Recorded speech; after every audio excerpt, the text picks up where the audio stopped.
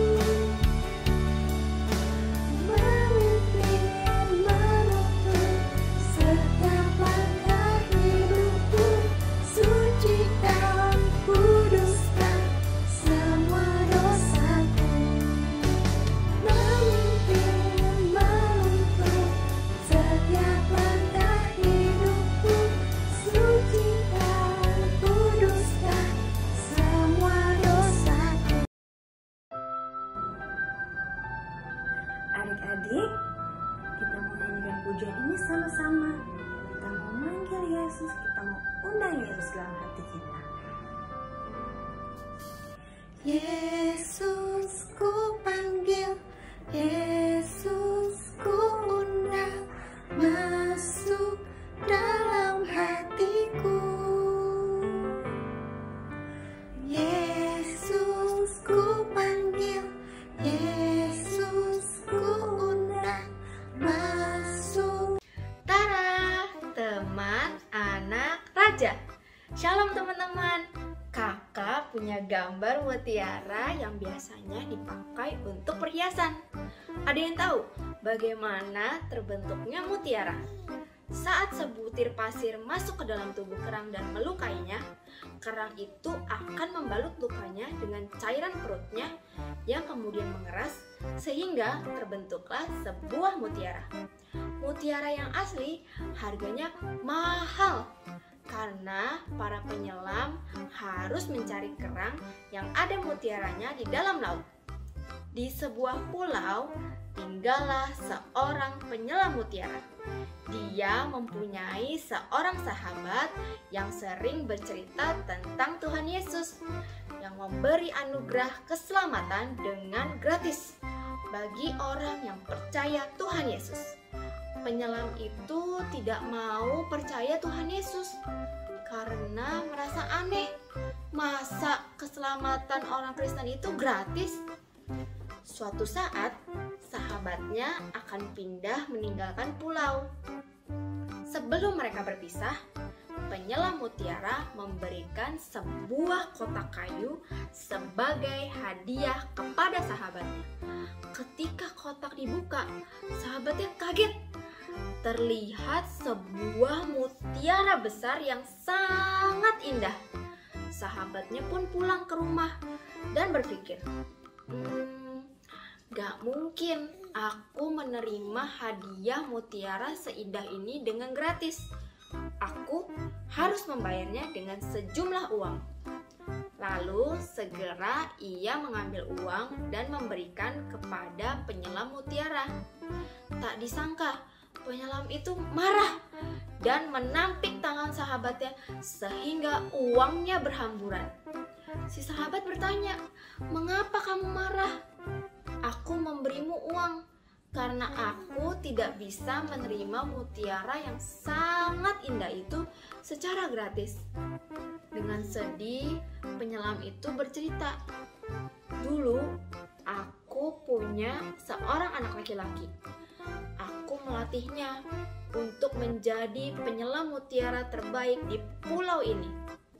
Suatu hari, kami menyelam bersama-sama di laut. Tetapi anakku tidak keluar-keluar dari dalam air. Setelah begitu lama, akhirnya anakku muncul ke permukaan air. Tetapi dia sudah kehabisan nafas dan meninggal. Ketika aku mengangkatnya, mutiara indah itu ada di genggaman tangan anakku. Jadi, sebanyak apapun uangmu, tidak akan pernah cukup membayar mutiara yang sangat berharga itu. Karena nilai mutiara itu senilai nyawa anakku yang begitu aku sayangi. Tetapi, karena engkau sahabat yang aku kasihi, jadi aku berikan dengan gratis." Perlahan si sahabat berkata, "Teman, seperti aku yang tidak bisa membayar nilai mutiara itu, begitu juga kita tidak akan pernah bisa membayar nilai keselamatan yang Tuhan berikan karena harganya terlalu mahal. Keselamatan itu senilai nyawa anak Allah, yaitu nyawa Tuhan Yesus. Tetapi karena kasih Allah kepada manusia, Dia serahkan nyawanya dan memberikan keselamatan itu gratis sebagai anugerah. Kita hanya perlu menerima dengan iman bahwa hanya darah Tuhan Yesus di kayu salib yang mampu menghapus dosa kita, sehingga kita diselamatkan." Penyelam pun terdiam dan baru mengerti mengapa keselamatan orang Kristen itu gratis, karena nilainya terlalu mahal dan manusia tidak akan pernah bisa membayarnya. Jadi adik-adik, walau keselamatan diberikan gratis, tetapi yang gratis itu bukan berarti murah. Anugerah keselamatan di dalam Tuhan Yesus begitu berharga dan tak ternilai harganya.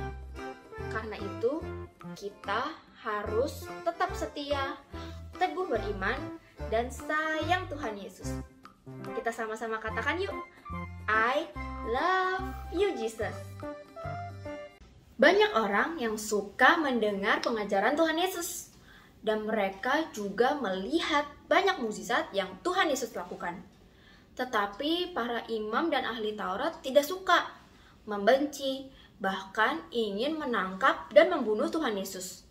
Salah satu dari ke-12 murid Tuhan Yesus, yaitu Yudas Iskariot, datang kepada imam-imam kepala dan berkata, "Apa yang akan kamu berikan kepadaku jika aku menyerahkan Yesus kepadamu?"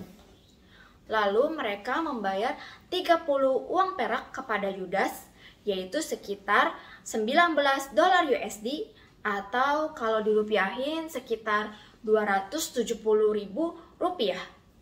Dan sejak itu, Yudas mencari kesempatan untuk menyerahkan Yesus kepada para imam. Saat menjelang Paskah, murid-murid menyiapkan perjamuan Paskah. Paskah zaman itu adalah untuk memperingati pembebasan bangsa Israel dari perbudakan di Mesir. Malam itu, Tuhan Yesus duduk makan bersama dengan ke-12 muridnya dan berkata, "Seorang dari antara kamu akan menyerahkan aku." Semua murid bertanya-tanya, siapa orang yang akan menyerahkan Tuhan Yesus untuk ditangkap? Lalu dengan hati sedih, satu-satu mereka bertanya, "Bukan aku ya Tuhan?" Lalu Tuhan Yesus melanjutkan, mengambil roti, mengucap berkat, memecah-mecahkannya, lalu memberikan kepada murid-muridnya. Juga mengambil cawan air anggur dan memberikannya kepada mereka. Roti dan anggur itu untuk memperingati tubuh dan darah Tuhan Yesus yang tercurah untuk mengampuni dosa manusia. Sesudah itu, pergilah Tuhan Yesus dan murid-muridnya ke Bukit Zaitun. Lalu Tuhan Yesus berkata, "Malam ini, iman kamu semua akan tergoncang karena aku. Karena gembala akan dibunuh dan domba-domba akan tercerai-berai." Maksudnya, Tuhan Yesus tahu bahwa Dia sebagai gembala akan segera ditangkap untuk dibunuh. Dan murid-muridnya seperti domba yang akan ketakutan dan kocar-kacir tercerai-berai. Lalu Petrus dengan gagah berkata, "Biarpun mereka semua tergoncang imannya, aku sekali-kali tidak." Kemudian Tuhan Yesus berkata, "Sesungguhnya malam ini sebelum ayam berkokok, engkau telah menyangkal atau tidak mengakui aku 3 kali." Dengan gagah dan merasa kuat, Petrus berkata lagi, "Sekalipun aku harus mati bersama engkau, aku tidak akan menyangkal engkau." Semua murid lain pun berkata yang sama. Adik-adik, apakah benar Petrus gagah berani? Atau Petrus akan ketakutan seperti yang Tuhan Yesus katakan? Kita lanjutkan ceritanya minggu depan ya. Bagaimana dengan Yudas yang menjual Tuhan Yesus hanya dengan 30 uang perak? Waduh, murah sekali. Sama dengan harga seorang budak di zaman itu. Padahal Tuhan Yesus adalah anak Allah. Darahnya suci, sangat mahal dan berharga. Dan satu-satunya jalan untuk keselamatan manusia. Nah, adik-adik, kita hari ini belajar. Jangan sampai kita seperti Yudas yang menukar keselamatan yang berharga, menukar Tuhan Yesus dengan hal-hal yang murah. Contoh, nanti saat sudah dewasa, demi karir atau jabatan, demi ikut pacar yang tidak seiman, terus pindah agama, menyangkal atau tidak mengakui Tuhan Yesus sebagai juru selamat, atau demi uang sibuk kerja terus sampai tidak ke gereja lagi dan melupakan Tuhan Yesus. Atau karena hobi, karena mau jalan-jalan, karena main game terus sampai lupa beribadah, lupa komsel. Itu contoh-contoh kita tidak mengutamakan Tuhan, bahkan menukar Tuhan Yesus dengan hal-hal yang tidak berharga. Hal-hal yang hanya sementara di dunia ini saja. Jadi hati-hati ya, jangan pernah menjual iman kita dan menukar Tuhan Yesus dengan hal-hal lain. Karena keselamatan di dalam Tuhan Yesus sangat amat berharga dan kekal untuk selamanya. Amin untuk firman Tuhan hari ini. Yuk adik-adik kita berdoa. Tuhan Yesus, terima kasih untuk keselamatan yang Tuhan anugerahkan dengan gratis. Ingatkan saya untuk tidak menukar Tuhan Yesus dengan hal-hal yang membuat Tuhan sedih. Saya mau terus setia. I love you Jesus. Haleluya. Amin. Mari kita baca ayat hafalan minggu ini. Yohanes 14 ayat 6. Akulah jalan, kebenaran dan hidup.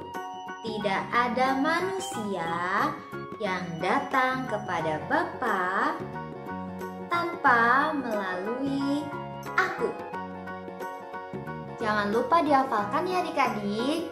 Dan sebentar lagi kita akan bertemu di Zoom Ceria. Sampai jumpa. Waktunya aktivitas. Adik-adik, Karwi punya permainan. Kita cari perbedaan di kedua gambar ini ya. Totalnya ada 9 perbedaan. Dan kalian hanya punya waktu 30 detik saja. Yuk kita mulai.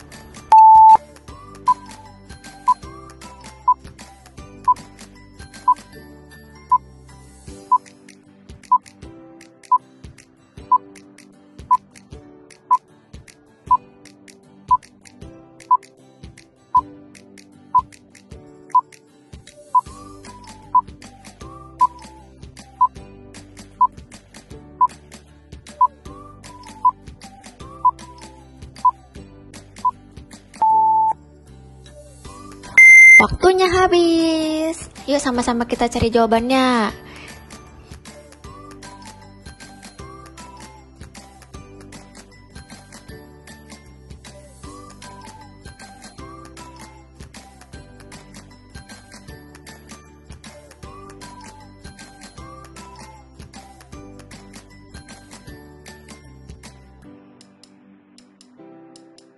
Siapa di sini yang ketemu semua jawabannya?